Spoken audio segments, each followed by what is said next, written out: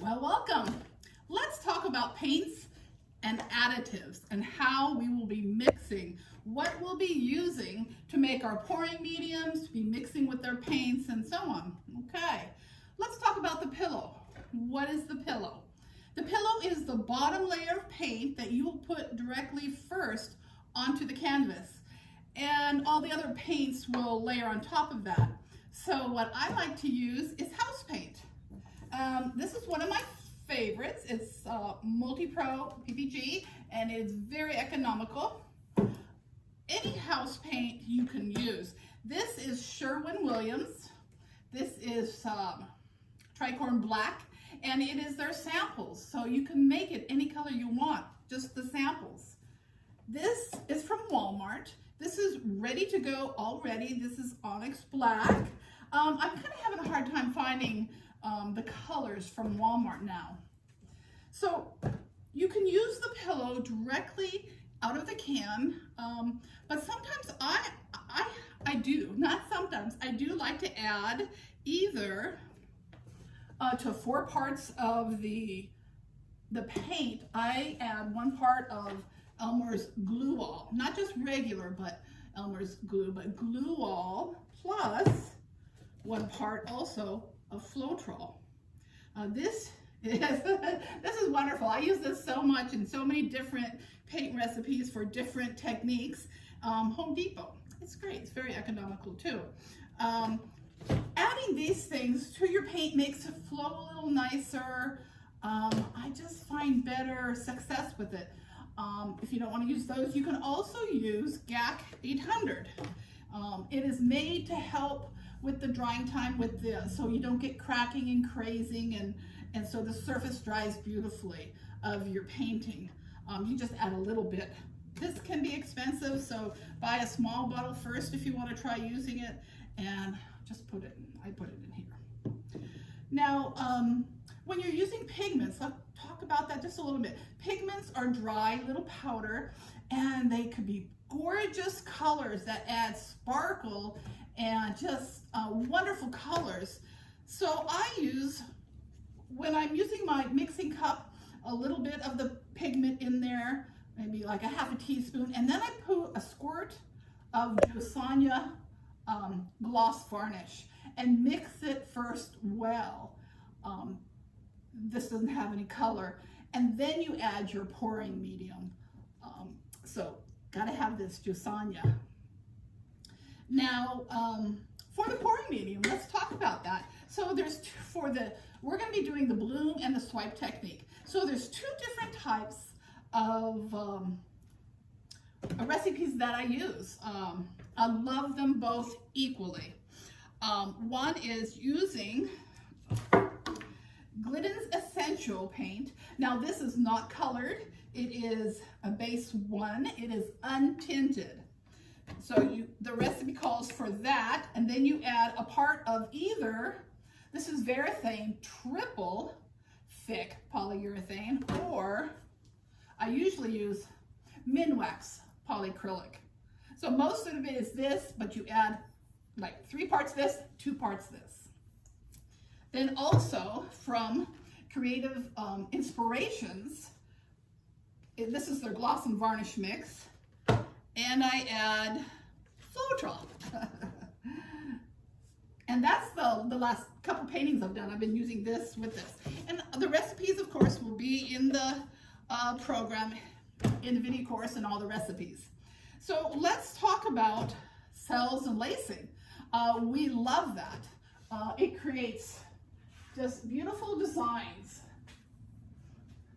when we use something to make that. So I use Floetrol, but this is different than this. This is Australian Floetrol. It is more expensive.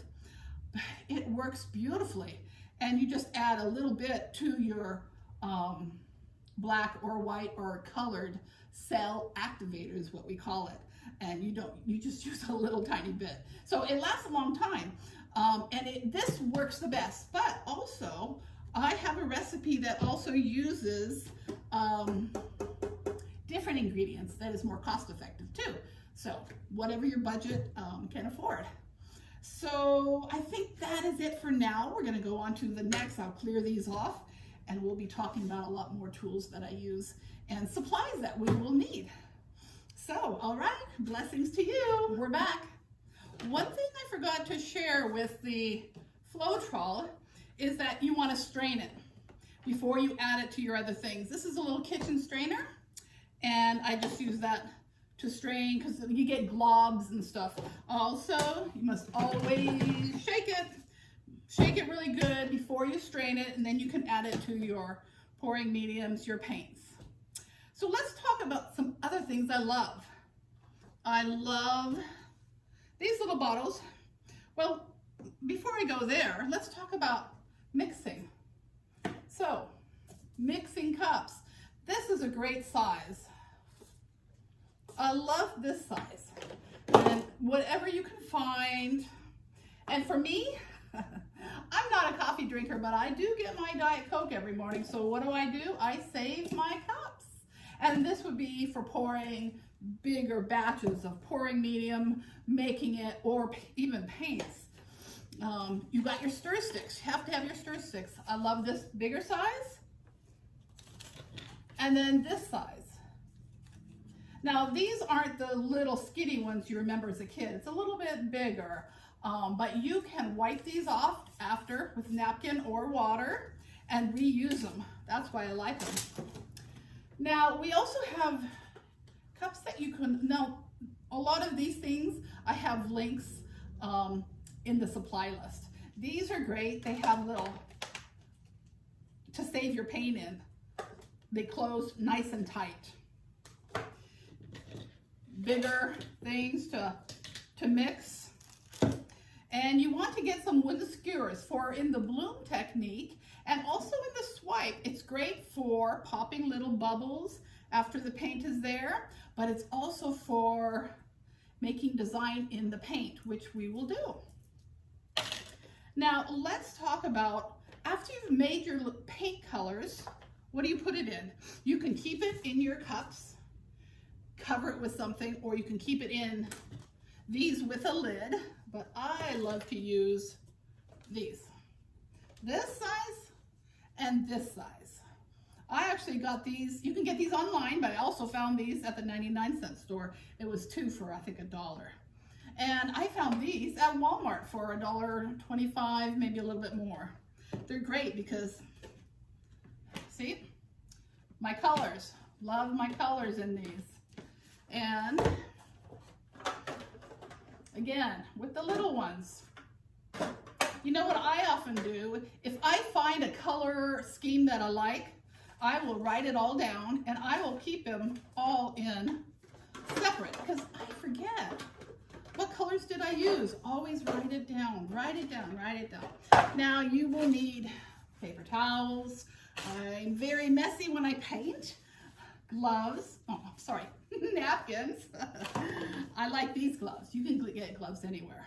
Find some that you like that fit well and nice.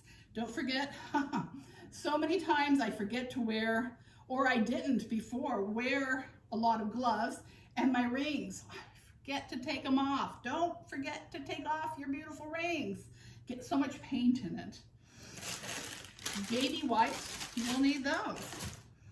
Now, when you're mixing your paints, you'll need a scale. This is a digital scale. You can see it's all painted, it's all messed up. I can barely see it anymore, so don't use one that you don't want to get messy. Okay, but you'll need one of those. And for like on this table to cover, 99-cent store, yes, we are. Here's a round one. And you got rectangle. You can get different colors, whatever you choose. I use the round one in the puppy pool, which we'll set up later. Now, with the bloom technique, you're going to be using a blow dryer.